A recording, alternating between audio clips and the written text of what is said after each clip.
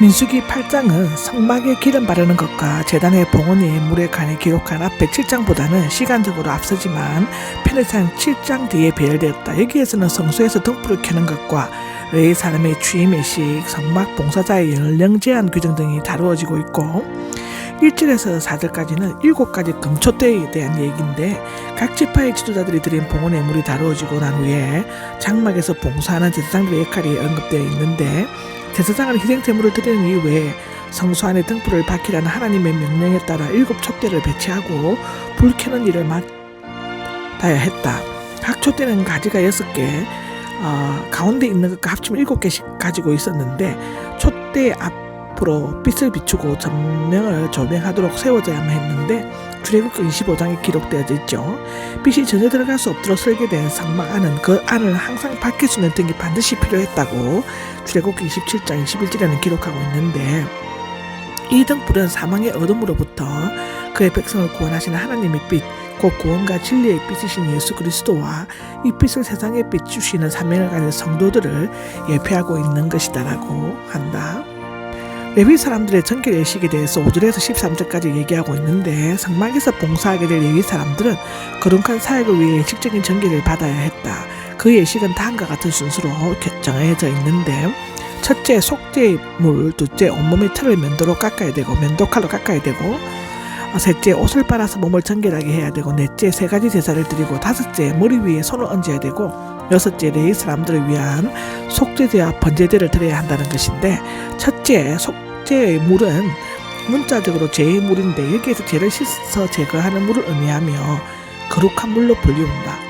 이 물은 붉은 암송아지를 화제로 드린 그 죄와 흐르는 물로 만들었는데 이 물은 깨끗게 하는 것을 상징한다고 한다. 이것은 인류의 죄를 깨끗해 주시는 그리스도의 피로 예표한다고 요한복음 19장 34절, 히브리서 9장 14절에는 얘기하고 있다. 온몸의 털을 면도칼로 깎아야 된다고 하는데 이것은 온몸에서 물로 씻어 깨끗게 되지 못한 부분들을 모두 깎아 완전히 깨끗하게 하는 것을 의미한다고 레위기 14절에는 그렇게 얘기하고 있고 옷을 빨아서 몸을 청결하게 해야 된다 하는데 옷을 빠는 것은 결례법에서 항상 요구되었다고 출애굽기 19장, 레위기 14장에는 기록되어 있다. 생활에서 죄지은 것에 대해서 용서받고 외적인 정결을 통해 내적의 마음의 성결을 얻는 것을 의미한다.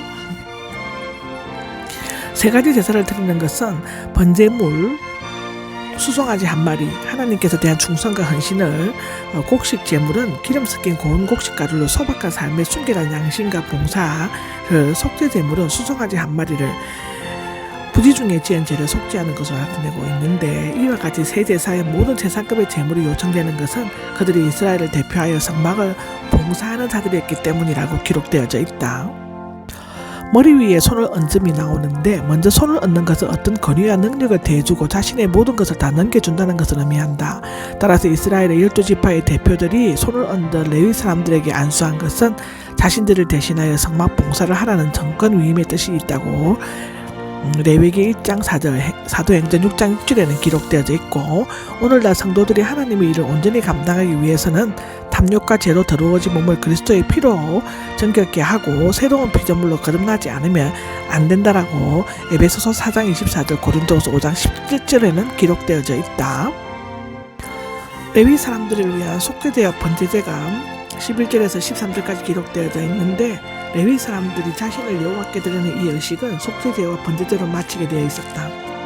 이때 그들은 속죄제의 수송아지와 번제의 수송아지를 머리 위에 안수를 함으로써 그 제물들을 자신의 대속물로 삼아 자신의 몸을 하나님께 기쁘게 하는 산제사로 드렸다.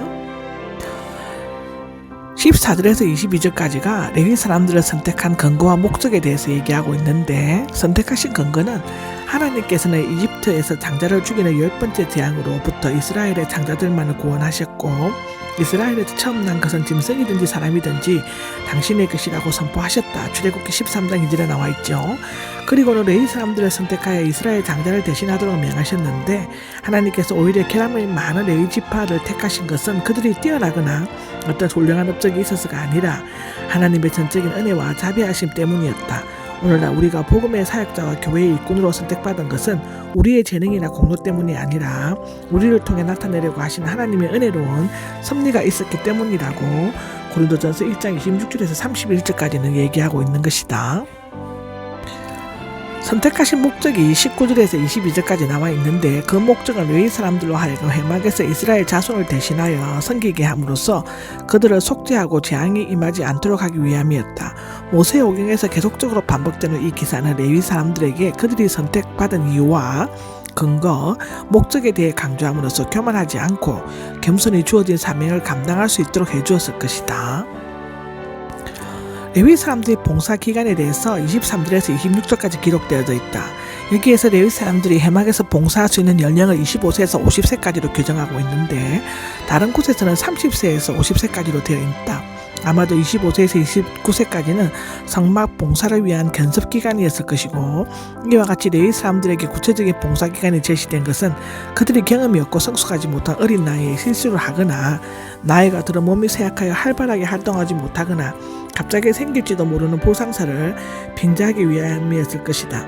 당신은 지금에 비해 건강한 나이가 비교적 짧았던 것이다 했는데 이것은 하나님께 봉사하려는 자는 정신적으로나 육체적으로 가장 성숙하고 건강할 때 최선을 다해 감당해야 한다는 것을 교훈해주고 있다.